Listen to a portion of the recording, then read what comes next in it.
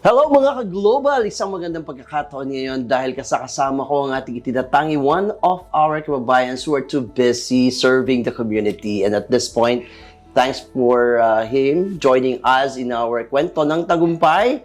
Kasama natin, Mr. Chris Daymon. Hey! Bati ka muna, Chris. Magandang hapon sa inyong lahat, sa mga manonood ng The Global Filipino na gusto ko talaga na ma-interview dati pa. Nakaka-proud, Yes, di ba? and then sa mga taga-Pilipinas. Magandang Okay. hapon din. So, I just want to mention these credentials. Actually, it's 22 credentials. A traveling swab nurse, head swabbing team, head nurse, vaccination nurse in Abu Dhabi and Dubai, head nurse trainee Fujairah, vaccination nurse Dubai, one of the most well-featured Filipinos na lumabas sa Bombo Radio in Iloilo, the Filipino Channel, Ilustrado Magazine, The Gulf Today, The Global Filipino, The Rare Breed, Tatak Pinoy, Love in Dubai, and Khalid's Times. What can you say about these things? How do you categorize these mga swab nurse? Paano yun? Anong ibig sabihin nun? Kasi di ba, noong 2020, kasagsagan yun ng COVID-19. Okay. I had a job before as a researcher in Sharjah, government researcher in Sharjah. And then suddenly, I found out that I was out of the company because of things that happened. And then sabi ko, wala na akong trabaho. Pero hindi ko alam it's because of COVID. Okay. And then after for how many months, it was frustrating enough kasi nga COVID came, hindi lang ako nagkaroon ng trabaho, and then I got also frustrated, and then I was having a little bit depression kasi what happened to us. And then suddenly my classmate tried to call me. Okay. And she said that, Chris, come back as a nurse. Sabi ko, wala akong experience dito sa UAE, as in wala, zero. Remember that I don't even have any experience in the Philippines as a nurse. But you graduated as As a nurse, yes, no? in the University of Iloilo po. Okay. And then sabi ko, wala akong experience, paano yan? Sabi niya, sige lang, we need you in the services. Sabi ko, sige. Okay, so I'm just curious now, what did you do after completing or graduating nursing, considering na ayaw mo nito at wala kang experience? Yes, at the first place, it's my second course, by the way, sa nursing. Okay. Kasi gusto ko talaga maging abogado. I took AB Political Science. That's major in isang katulad ni Miriam Defensor Santiago na it's criminal law. Gusto ko talaga yon because I wanted to become a lawyer. Because there's lawyer in the family? Yes, there is. Okay. It's my kuya is a lawyer. It's my cousin. He's okay. already a judge in Manila and then in Surigao del Norte. Okay. And then, kasi naging uso yung nursing, remember before? In demand. In demand ng nursing, my family tried to let me internalize. And my mom said, 4 lang yung papilian mo, magkwento tayo ha. Sabi niya, eto, nursing, or walang school. Sabi ko, walang school. Wala kang choice. So wala akong choice kundi to get the nursing course. So I shifted to nursing, and then ayun.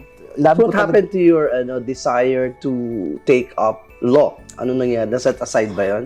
Na-set aside siya. But you have finished political science, which is preparatory to law. I did not finish political science, Okay. pero I was just a first year doon. So nag-second year lang ako as a nurse, a nursing student. Ayan. Okay. Let's flash back right now.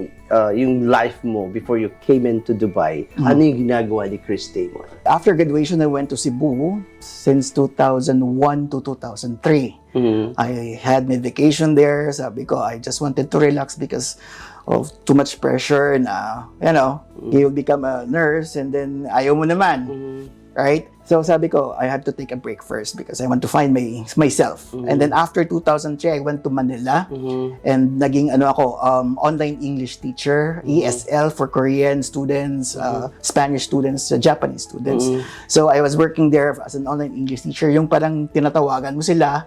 And then doon kasi nauso yung doon nauso yung online English teaching or teaching online. Okay. Na which is very, na sa amin, familiar na, di ba, noong COVID.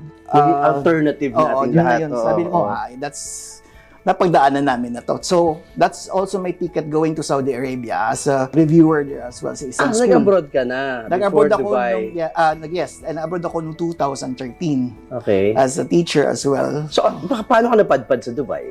Napadpad ako sa Dubai after 8 months lang ako sa Saudi Arabia. I went home kasi my father got sick.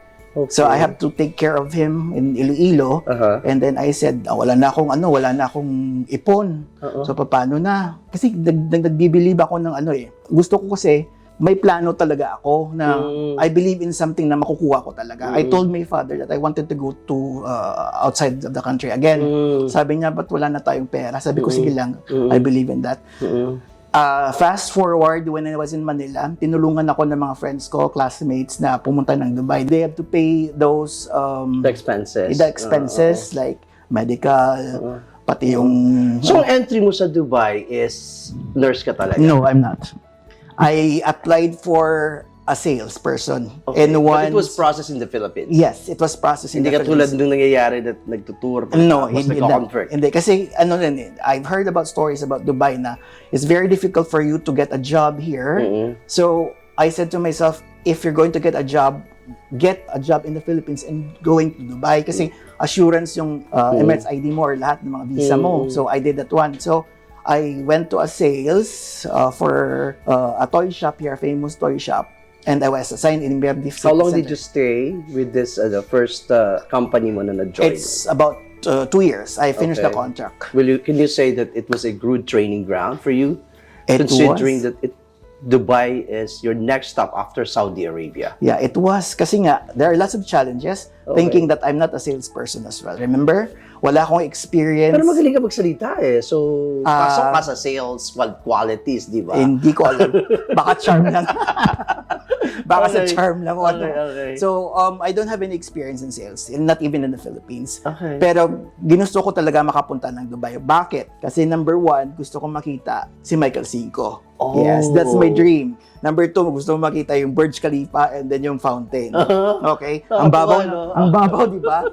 But did you get the chance immediately to meet Michael Cinco in person? After 1 month, I did. Ang galing ah. And 1 month. Kasi, in what way? Sino before, in the Philippines pa kasi, I want to say thank you very much to Michael Cinco because he paved and opened doors for me here in Dubai. Is Michael Cinco aware that he is one of your purposes of traveling to Dubai? Yes. I always told him that one. Kasi I'm a fanboy of Michael Cinco. Till 2009 or 2010, I saw his show sa Pilipinas. It was in MOA. Guys, that's Madam Butterfly na show. We tried to fall in line for about 3 hours. Umuulan pa doon. But because I'm a fanboy and I wanted to show how spectacular it was, nagpursige ako, kasama ko yung friends ko. So, typical fanboys going to a show. That's a very spectacular one. And then, nung natapos, palakpak ako. Sabi ko, balang araw makikita nyo, I'll be friends with him. Kakain kami sa labas, magkakape ako, mag-ice cream kami. Yes, nag-happen talaga. Pero because of that one, there are lots of hindrances. Sinasabi sa akin ng mga friends ko, Chris, huwag ka nang mangarap kasi dito tayo. Doon sila. Sabi ko, hindi. Mangyayari ang mangyayari. Because I was reading this book about the secret. And then also, I believe in Buddha na sinasabi niya, what you think you become. So, visualize the things that you wanted in life. Never mind the hindrances. Kasi nga, kung kahit imposible man yan, you will reach the things that you wanted to do. Okay, so you met Michael Cinco. Have you climbed the Burj Khalifa so fast? Hindi pa. Until now? Hindi pa. Kahit isa sa mga reasons kung bakit ka nandito? Hindi ko pa na-climb yung Burj Khalifa. Okay. Okay na ako kay Michael Cinco. Because that's my greatest dream. A fan. And then when I saw him here, one day, I saw Burj Khalifa, I saw Michael Cinco, and I saw the fountain. Okay, let's move on. Kailan nagbukas ang nursing opportunity? It was that without any experience in the Philippines, you are now working as a nurse. Because diba, as I said earlier, it's because na nung nawalan akong job, my classmate called me. Sabi niya, wag ka na mainarte kasi wala kang trabaho. Ayan, sabi ko, napilitan na, no? Okay, pero ano ba yung gagawin ko? Sabi, swab nurse. Sabi ko, ano ba yung swab nurse? Kasi in the Philippines, we don't have that plastic thing that's going in the nose, right? It was a stick. Before, sabi ko, baka maano naman to yung mga tao. Hindi. Ganito. So, doon nag-open yung doors for me. Ako sa isang company. And then, after that one, hindi kami ng presyo. And then, tumawag naman ng classmate ko sa akin. Sabi niya, umalis ka daw. Sabi ko, umalis ako. Pero, it's fine. Hindi, meron pag isa. Tawagan mo to. And then, punta ka doon. So, tinawagan ko naman. I called that company and then I emailed that company and then I tried to send in a WhatsApp number. After 20 minutes, tumawag sila. Sabi nila sa akin, are you okay for a job, this one, for swabbing? Sabi ko, yes, I have experience. Sabi niya, okay, so pack your bags and go here after 5 o'clock. And then it's 3 o'clock in the afternoon and wala pa akong, yung mga laundry ko, basa pa. Imagine. So I have to put everything on it. And then rush to Ajman. And then doon ako sa isang hotel, doon kami nagtira sa hotel. That was in August. So doon ako nag-start mag-swab nurse, naging head nurse ako doon for the swabbing. Without any experience. But I told the people there wag ako kasi nga, it's because masurpass ko naman yung mga ahead sa akin. They have about 7 or 8 years of experience in Dubai as a nurse. Ako, I'm just only 1 month and a half. Right? Sabi hindi, we like you. So, sabi ko, Diyos ko, ito na. So, it was a challenge for me as well. It was a challenge because, experience is really an issue. It's a big issue. It is big Wala kang issue. experience, but meron pang isa. Paano mo hinandle that this is not an easy task of, exposing yourself in, di ba? In the people that you do not know who has and who doesn't have the virus. Yes. Paano mo inayos sa mental health mo? I always try to pray every day na sana in this journey as a nurse, as a COVID-19 nurse, I'll be safe. Number 1, prayers. Issue yun eh. Issue yun. Number 2, proper lang siguro, yung proper practice, hand washing, like that one, everything for that one. Kasi it's my calling siguro talaga. Yeah. It's my calling. And then imagine mo, a guy from the Philippines who just went here, who went as a salesperson, naging head nurse, in a snap like that one. So, it's a big deal. Even people from 7 to 8 years, hindi yan makukuha maging head nurse. Tell me honestly, in front of the audience that we have right now, bakit sa palagay mo, madaling nakikita yung kagalingan sa'yo? Siguro, I always love what I do. And I always see to it na gusto ko perfect lahat. I'm a perfectionist, by the way. Na nasa-stress ako kung di perfect lahat. Isang pitik lang, I get stressed. So, in every job that I have, gusto ko pinapakita ko yung magaling magaling ako. Gusto ganun. I'm not only doing this for myself, but it's also for the Philippines. Ano yung feeling that you're serving the community? It's fulfilling. Not only the Filipinos, but the other nationalities, di ba? It's fulfilling for me because the way they say thank you, masarap na yun eh. Masarap na yun sa tenga na sinasabihan ka na salamat. You're doing good job for us. You're Filipino. Sometimes they will say, are you Filipino? Because hindi naman ako mukhang Filipino. Sabi ko, yes, I'm Filipino. I'm proud to be one. Sabi niya talaga yung Filipino dito sa Dubai. Kasi known tayo na magaling eh. So, kailangan ko rin galingan everyday in my work. Kasi tinataas natin ang bandila ng Pilipinas, di ba? Patriotic din ako minsan eh. You're too hectic. No? The schedule is too hectic. You're so visible in social media. Ano pang other activities ng isang Chris Daymon pag me time na, yung malayo apart from the jobs that you do in a day, in a week, in a month, or in time? So what I do is I go to a bookstore and then try to read. That's the form of my relaxation. Kasi I love to read books. If you go to my room, I have lots of books. So yung iba gusto ng mall, gusto na ganyan, but I really love to read. Siguro doon ko nakita yung passion ko as a writer as well. And number 1, hindi na ako writer, di ba? It's also very weird and strange for someone else to have a newspaper column, not only here in Dubai, but also in the Philippines. I have columns before in a newspaper here in the Philippines. I have also, and then I also write for Ilustrado magazine. Naging din ako doon sa kanila. And then Victor magazine as of the moment. Yeah. So marami pa. I also had the chance to write for Michael Cinco.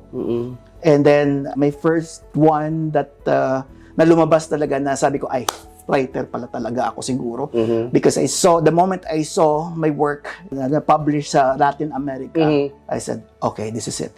Sabi ko, kung Milan, France to, mananiwala na talaga ako na writer na talaga ako. Not knowing that time, meron palang yung nire-write up ko kay Michael, sinasabit pala sa Milan, Italy. Sabi ko, oh God, here we are. Talaga? Ano ko na yun na You write visualize. about fashion, you write about fashion-related articles. Is Yes. the one that you are... I do fashion articles, I do business as well.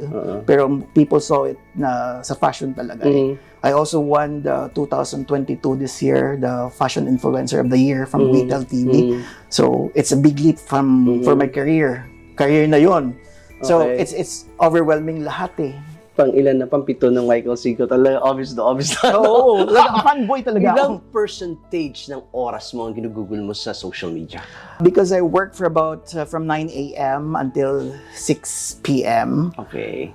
In that case, kasi nag-check din ako ng mail, nag-check din ako ng kung sino may gusto magipagsulat sa akin. For a day, 18 hours or 19 hours. Okay, in general, anong take mo sa mga bashers, bashings and everything, like, you know, people who are not so happy about other people's happiness? Bashers kasi, dati pa yan eh, wala pang social media, may mga bashers na tayo eh. Okay. Diba? So bashers, they would try to pull you down. But in my case, I don't read the things that they try to tell me this one. It's not because madidepress ka lang. That's because, see, if you're going to read things from them na, oy, ganito ka, I don't mind. Sige, sulat ka lang, walang problema. I don't care. What is success? For me, success is when you see things na you've done for other people. Yung makita mo lang ngiti ng tao sa'yo na nagpapasalamat, success na yun eh. Kaibigan, ano ang definition mo ng kaibigan? Kaibigan, if they stay from you for about 5 years or 6 years or 10 years, that's a true friend. Okay. But never close your door from negative criticism from your friends because these things, you will learn a lot from them. Kasi for Filipinos like us, we have to surrender happiness sometimes. Your family is not here sometimes. We have to surrender like our time, our effort. We're doing this all for them naman talaga. And if you want to be successful, huwag kang mag-apak ng tao. That's the number one thing. If you're going to reach the top, do not forget to go down at umapak ka sa lupa. If you go to a party, you don't need to introduce your name. Kilala ka na nila. So it means you made it. What makes you made it? It's because of the people around you. Try to be kind, especially nowadays. If you will write a book about your life story, what would be the title? Life story is The Misadventures of Chris Daymon. Thank you very much. Bye everyone. Stay safe.